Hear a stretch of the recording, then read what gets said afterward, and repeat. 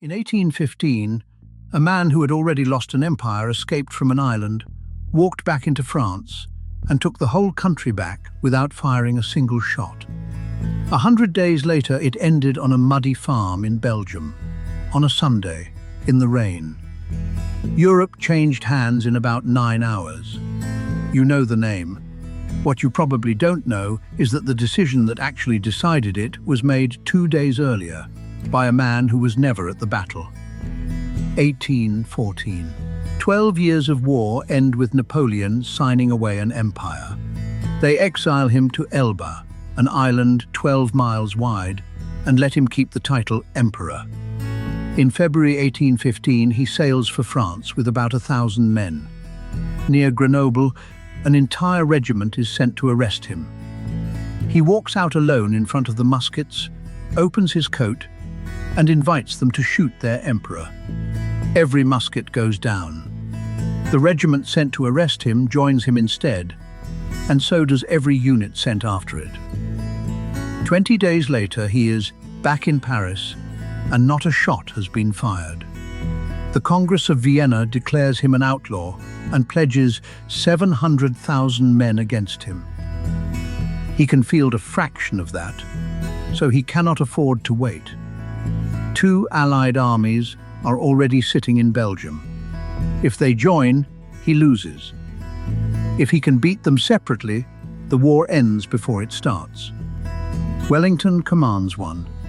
Born the same year as Napoleon, never beaten, and leading a patchwork army.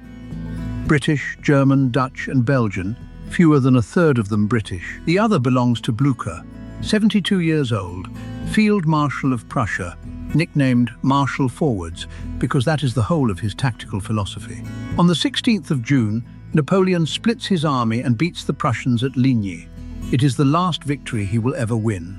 At the height of it, Blücher leads a charge himself. His horse is shot and falls on him, and he lies pinned in the dark while cavalry from both armies ride over the top of him. Nobody can find him. Command of the Prussian army passes to his chief of staff, Gneisenau, who does not know whether his commander is alive or dead. And Gneisenau does not trust Wellington. He suspects the British will leave the Prussians to be destroyed. Everything in his instinct says fall back east, toward home and safety. He orders the retreat north instead, to Wavre, close enough to stay within a day's march of Wellington. That single order is the whole battle. When Blücher is dug out and rejoins them, bruised and barely able to sit a horse, he goes further. He commits to marching toward Wellington rather than away.